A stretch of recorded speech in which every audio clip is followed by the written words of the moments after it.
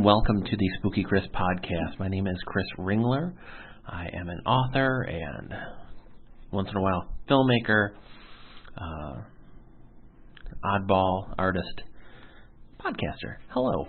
Hopefully you found my podcast on my website, spookychris.com. That's where you can find all the stuff about my books and my writing and my blogs and all that and all my creative endeavors.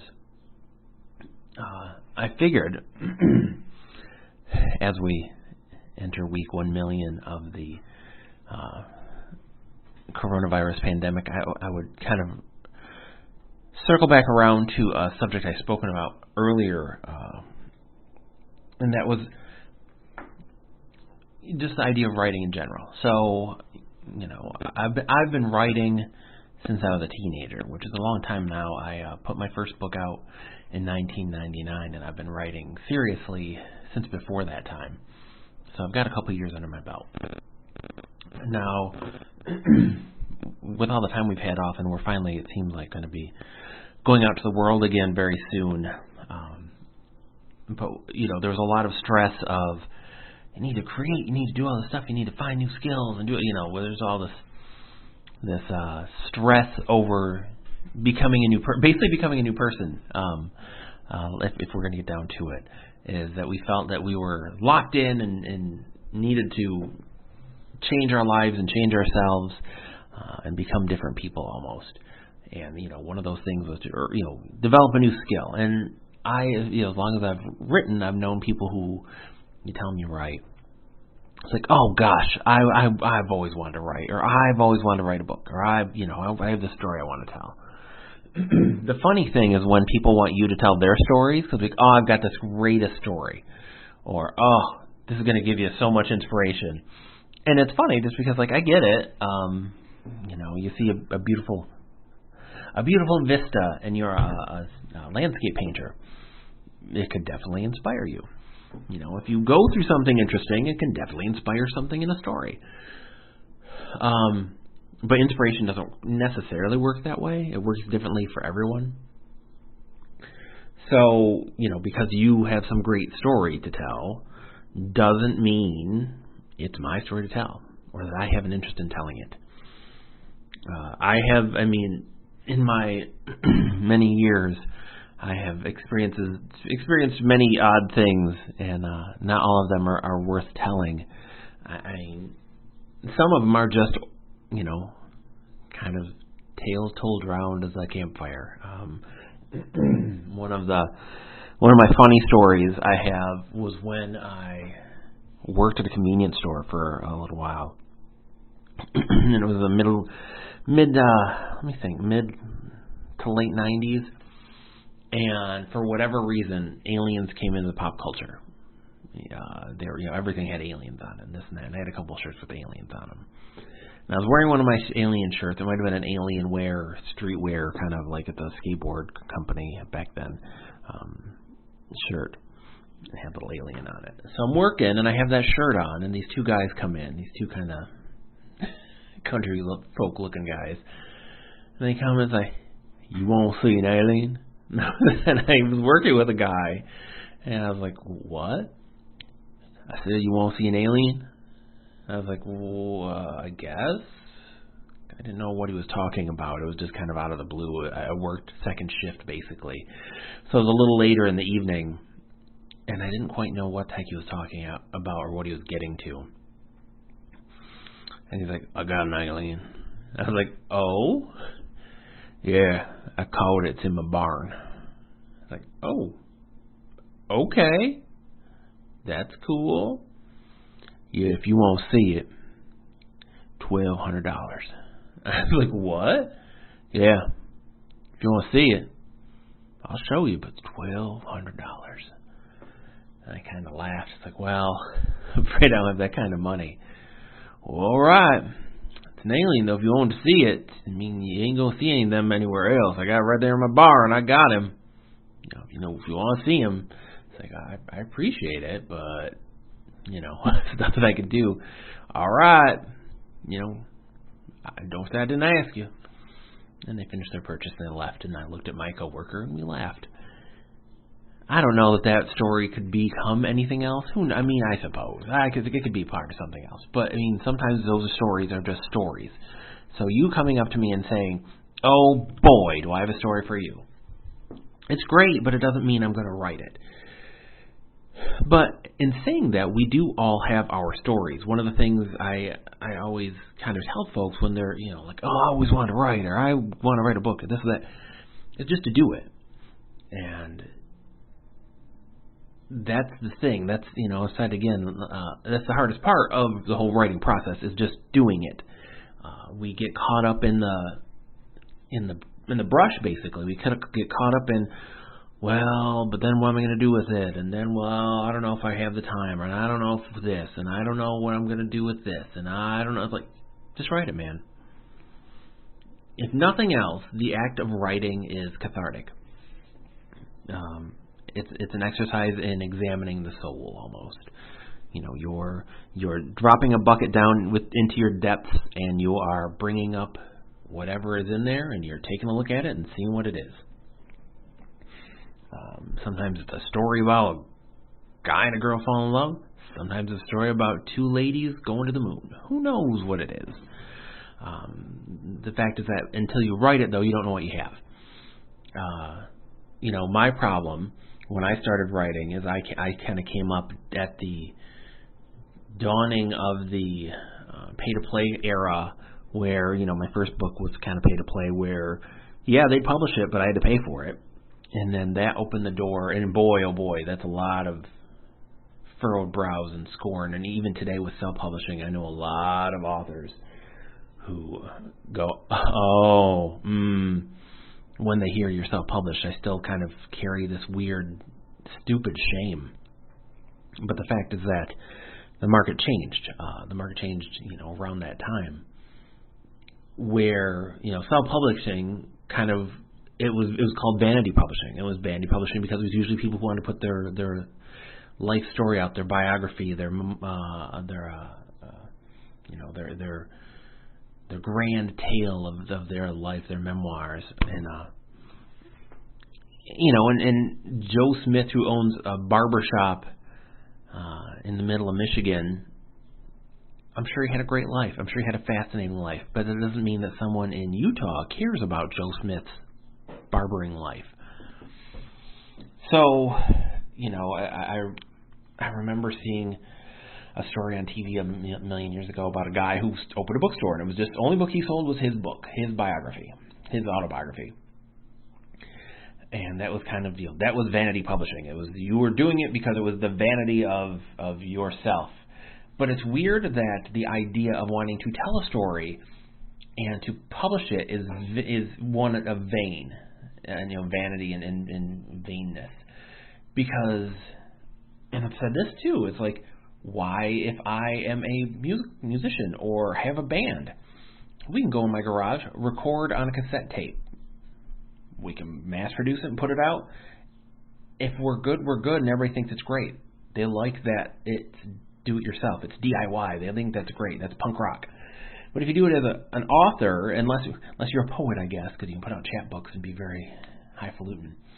But if you do it as an author, it's vanity, because people don't want to read your story. It's kind of like, well, wait, who are you to tell anyone that my story is good or bad, or that someone will want to read it? So we get caught up in this stuff. And the fact is, you just have to write it. And it doesn't have to come out at once. You can jot down notes. You can jot down character sketches, whatever it is. Say you want to write a story, a big sweeping epic novel of the South in the 70s, whatever. Take notes. If you have research to do some research. Inspire yourself. They always say a good writer reads, and that's true. Because, part of the process is knowing how to tell a story. And if you don't know how to read a story, you don't know how to tell a story. And, you don't want to get caught up in, obviously you don't want to plagiarize, but to think that everything we consume doesn't influence us is crazy. Much like they say every story has been told. Well, yes, it has, but it hasn't been told by you. So you may tell the same story of two boys falling in love, living happily ever after. That's fine. But nobody's told it where one's a demon and one's an astronaut. And one of them has to save Pluto from invaders from the lower intestine. It's one of those things, like, it's the details that bring the story to life and that make it yours. So yeah, like the grand scale, the pessimist says every story's been told. Okay. But the optimist says I didn't tell it. And maybe that's vanity, is it comes in like your voice matters. And I mean, you know what? It does. Your voice does matter because it matters to you. And if you can speak your truth, it'll matter to someone else. So again, the hardest part is writing it. And however you have to write it, get a notepad, get index cards. Take notes on a computer or a tablet. Write notes on your phone. You can kind of record audio notes. I have so many scraps of paper with story ideas all over the place. But the thing is, I may not come back to all of them, but I come back to a lot of them. And it's good that if you have an idea that you're like, oh, that's good, it's good to have it. You write the idea and you write the context. Like, umbrella. You don't want to just write umbrella because then you're like, what does that mean? You want to write umbrella that eats people. Like, oh, I remember I was thinking about a story about an umbrella that eats people. That's interesting. You open it up and it gets on your head and it eats you. You need to give yourself a path to find your way home. Back to what the story was going to be. Really, the most important part, the hardest part, is writing it. And you can't talk yourself out of it. You can't do anything. You just got to do it. And however you have to start. And when you get started, just do it. If you write 10 minutes a night, 10 minutes a day, 4 hours every week, however you do it. I write in front of a TV on my laptop. I'll take notes elsewhere and stuff. I have adapted over the years. Like, I used to write at a PC in my bedrooms or an office, and I would listen to music or have the TV on in a movie or whatever, bust it out. I can concentrate like that. And it works for me. Again, I've adapted over the years. I've written so many books at my jobs over the years. It's crazy.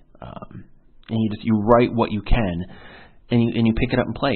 And here's the thing: it's not going to be perfect the first time.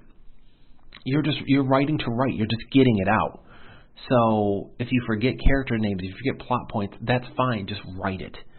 Get it done. And when you're done with it, then you can go back and you can kind of make repairs.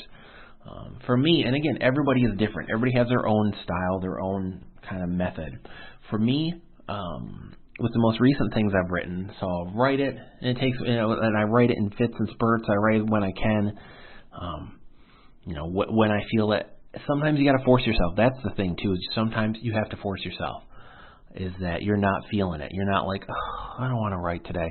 If you start making it into a thing where you're forcing yourself consistently, it's going to be a drag, and it's going to be a hassle. But there's going to be times where you've got to kind of get over yourself and just do it.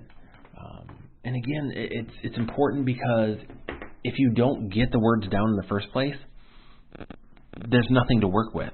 Once you have the basic shape made, then you can go in and change it. You can turn a love story into a tragedy, a horror story into a comedy. You can do anything you want. It's just a matter of you need to have the structure. You're basically building the structure of your house. You got to lay the foundation, and that's just the kind of idea, and then you got to build the structure around it. So once you have it done, for me, I put it away for a minute.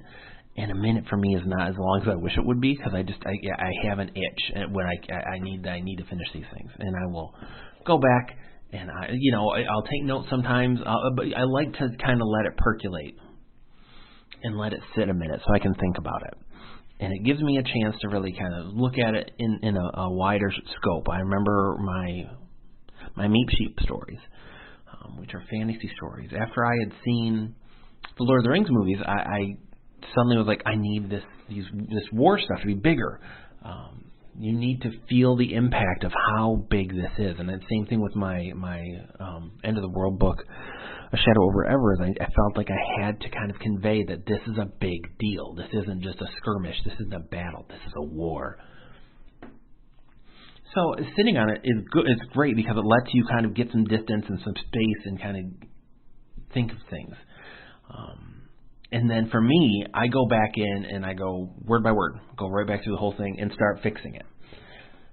And that means fixing, tense and names and story ideas and anything that I think is broken. And that could be anything. And in that fixing, you're starting to put the layers of the story together. You're actually creating the story itself. You're weaving it all together. Because you could be like, oh well, Barry was born in Houston, and then he went to San Antonio, and then he went here and there, and then he died in Georgia. Well, wait, what happened in that middle part? Oh, that's right. I better fill that in. It's like there's plot holes. There's things that you need to fix. There's things you can add. There's stuff you're like, oh gosh, I thought this great scene, and I have to put that there. Oh wow, why is he sad? It's important why he's sad. I have to go back and I have to fix why he's sad. All of the things that you didn't catch because sometimes you're writing it in a fever almost, where you're just trying to get it done.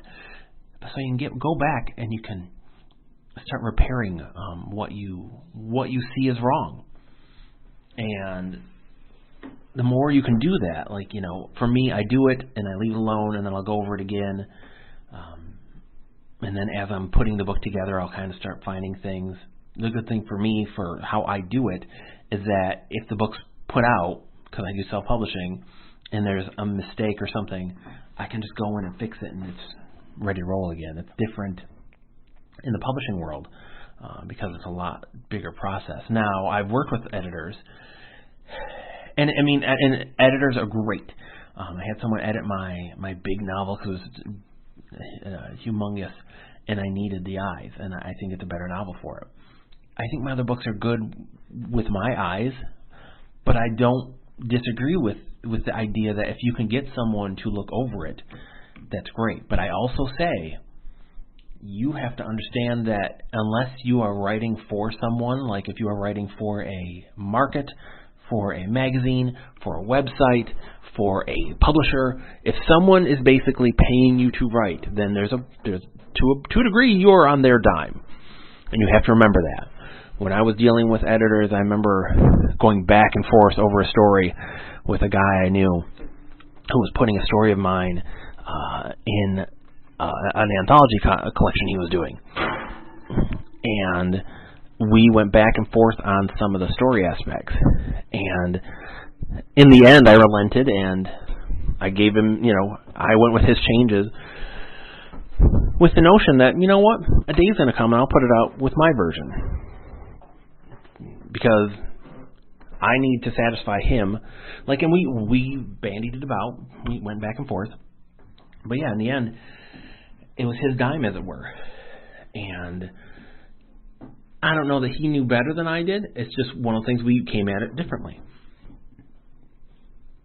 But if it's your story and you're putting it out yourself, you do your story.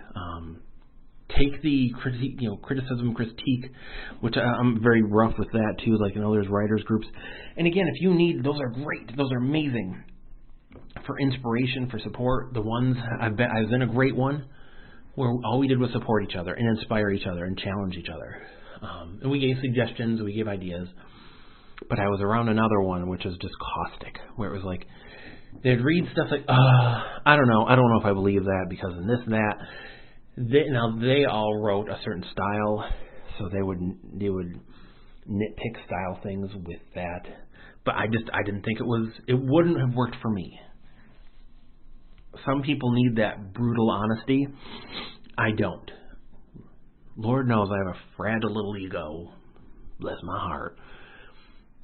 So anything, I already had a point in my life where somebody told me I wasn't an artist, so I stopped doing art for almost 20 years. I'm happily in a better place where somebody's like, well, you're not a writer. I'm like, it took you that long to figure it out? I've known that for years. But the point is that you need a system that helps grow you, not hold you back. And that could mean either someone who always tells you, oh, it's brilliant, it's great, there's nothing you ever need to change. Or it could be someone that's like, oh, that's just terrible, that's not any good. Because it's not necessarily, they may not be your audience, they may not have, know what you're getting at. They may not know what you're trying to say. You do. So trust yourself. So you wrote it, you edited it. What now? Well, it depends on what you have. If it's a short piece, it's up to you. I put collections out, so you can put it aside and think of it that way, or if you can put it online. I'll put stuff online, newer stories, but I put the first draft. So if somebody steals it, it sucks. It's a drag, but it was my first draft, so it could change however. And there's going to be errors in it and this and that. Whatever, you're getting a first draft. You're getting, you're getting what you get. But if it's something bigger or something you just don't want to give away for free, as it were, there's a lot of avenues. I was published in that one anthology book a few times, and that was because I had a relationship with the guy. I knew him. So getting to know people is huge. And you've got to do it the right way. You have to genuinely want to meet these people, interact with them, and get to know them. Because once you are friends with them, you can start talking about markets and ideas and this and that, and it doesn't come off as you're just trying to tap them for info. That's a problem with online a lot, with all the creatives, is we get online and we create this huge network of people, and then we're always selling to them. Hey, I put this great new thing out, blah, blah, you better get it. And an announcement's great. And even a later, oh, hey, if anyone wanted it. But the nagging is just awful. I did a comic book show, a big Comic-Con, and I was near this woman who was basically a carny barker, hey, you want my book? Come get my book. It's great. Yeah, you, get this book. And she sold a bunch. She sold more than I did. So her bullying tactics worked. But I hated them, and I wouldn't want them for myself. And I think that kind of thing is gross. Just because, and you think you have to be a salesperson for your own stuff, but you don't want to harass people, especially if it's other authors and stuff, because they're in the same boat. They're trying to get people to read their stuff and to buy their stuff. So you trying to make money off of another starving artist is real rough. Not an easy path, friendo. So you want to make those friends, you want to make those connections, but you want to do it wisely. So there's markets out there. I will tell you this: if you think you're going to get rich writing, you're probably going to be sadly mistaken. And I've said this before again in 2005 when I went to World HorrorCon. So once you kind of get a network, though, it does open up the idea of finding publishing markets.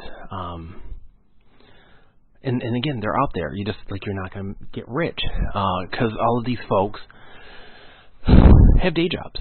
It's very few and far between that are able to live off of their writing, and that's fine. I don't think we get into this stuff to think we're going to be rich. If you're smart, you don't. You know what, though? I have run across the people that do, or they have these big ideas. I've run into people who they're salespeople. That's more than an author. They're a salesperson. They have an idea, and they have the skill to write, but they focus on the selling. They're always selling, and that's where their focus is the selling constantly. That's what they want: is sell, sell, sell. And so they follow whatever trend is out there, and they do their little thing. And that, hey, if it works for them, it works for them. To each their own. It never worked for me. But outside of, so there's magazine markets, there's online. I have a story on a well-regarded site somewhere. I've done podcasts. Podcasts is a great thing for getting your fiction out there. The cool thing is that, so a podcast, yeah, it's your story, or you could give a sample of your story, but it's different than if someone picked it up and read it. And the thing is, too, something like that, like 100 people may hear your podcast, or 1,000 people, but that's not every person. So not everyone that would come across it has heard it. So there's people that are out there that would buy a book that has that story in it. They didn't even know you ever did a podcast of it. So it's how you want to tell your stories. Like, I want to put books out. I want to do this. I want to do podcasts. It's really up to you. For books, like I say, I do self-publishing. I tried finding a publisher for, years and years. And nowadays, it's so closed off. You barely get an acknowledgement that you sent it to them. It's thank you, Mr. Ringler, for your submission. Unfortunately, it doesn't fit our criteria. We wish you the best. It's that kind of a thing. So you don't want to, and it's weird to say it, but you don't want to waste your time too much. But I absolutely, if you believe in what you wrote, find markets. So say you wrote a novel. See what's out there. Find a good way to pitch it. Look for agents. Look for publishers. Try it. Because it didn't work for me doesn't at all mean it won't work for you. And that's the thing, is there is no one path forward. Like I say, it didn't work for me, but that's just for whatever. Maybe it's my stories. Maybe it's my skill. Maybe it's how I pitch myself. Whatever the reason, it just didn't fit with me and publishers. I wish that wasn't the case, but it is. So it goes. So for me, I went self-publishing, and I've been self-publishing. It's not the most fun path at all, because you are to varying degrees, one-person show. You are the author, you are the promoter, you are the salesperson, you are the advertising person. The good thing, if you have money and resources, you can buy advertising. You can have someone do marketing for you. You can have someone do this stuff. But there is a point where it is up to you. If you don't believe in your work, if you don't support your work, no one else will either. So that's the rubber in the road, is you've got to buy into it and believe in it. But if you can find a publisher, that's amazing. If you can't, there are places out there to get things self-published. I go through CreateSpace, which who knows, by the time you hear this, friend, if someone hears this, it may be beyond, the market have changed. I don't, CreateSpace isn't perfect. Again, you ain't gonna get rich, but it works for me. There's Lightning Source, there's Lulu, there's all kinds of organizations. The thing is this: I have a friend who signed one of the things, and it was you're signing a contract, you're an author's contract, and that's such a thing. It's such a big thing. Is I'm like, oh my gosh, like I have a publisher, I'm signing a contract, and it's a big deal. But you got to read everything. It's like, sure, they're paying you $25 or whatever, $100 for your book, but that book is theirs. If not forever, for a length of time. And my friend got roped into one of those where it was a scam. And her book, they held it for years. And she essentially had to buy it out of servitude, which is just crazy to me. But that's what's out there.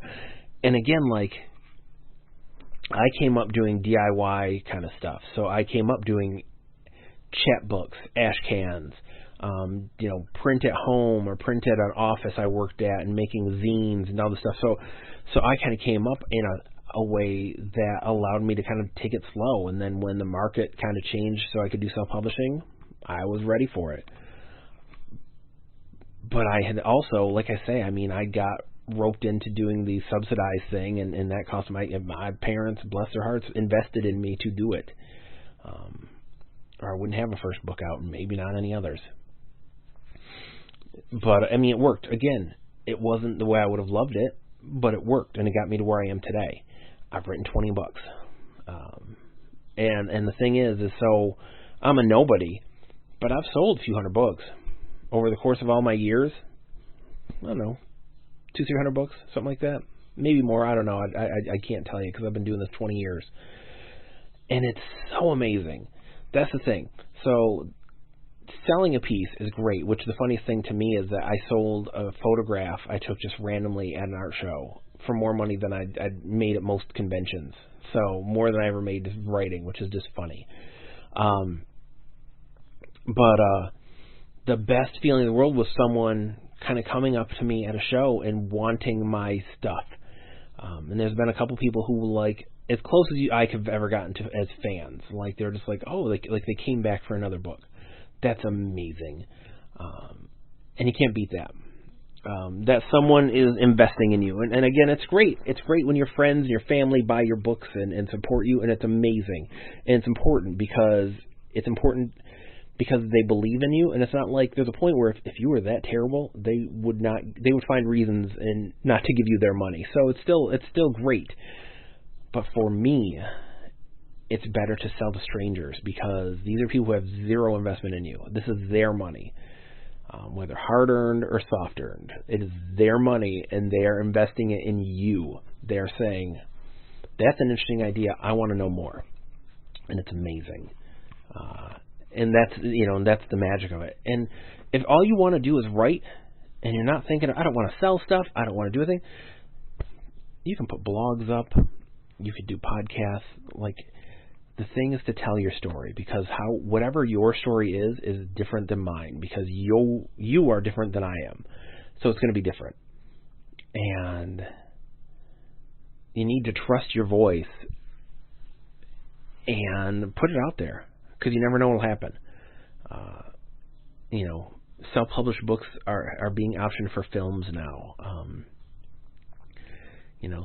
Podcasts are such a big deal. Like stories, some of those stories that are on have been on the No Sleep podcast. Just stories written by people writing stories have been optioned for TV series and such. So you can't. Don't cage yourself. Without even trying. And it's going to suck. You're going to have crappy days. You're going to have days where you're stressed out and that someone doesn't like what you wrote and, whatever. But you've got to believe in what you're doing enough to keep going. At this point, I do write for myself, but I want to sell books. I'd love it's become a skill. Like, I want to be able to support my writing with my skill. I want to tell stories. Like, that's the thing, is storyteller needs people to hear, they need listeners. So for me, like, that's why I always, marvel when someone's like, oh, I want to write. Just do it. It truly is the one art that anyone can do. If you can physically write, you can do it. The art of writing, the skill, will come over time. Like, it's great to have the basics and to know grammar and English and blah, blah, blah, blah. But if you can't tell a story, you just can't, you can't tell a story. And to me, anyone can tell a story. They just have to learn how to. And friendo, I think you've got the stuff. Well, hopefully this was helpful to one or two people in the world. I hope you're staying safe, friend. I will talk to you sooner than later. Take care.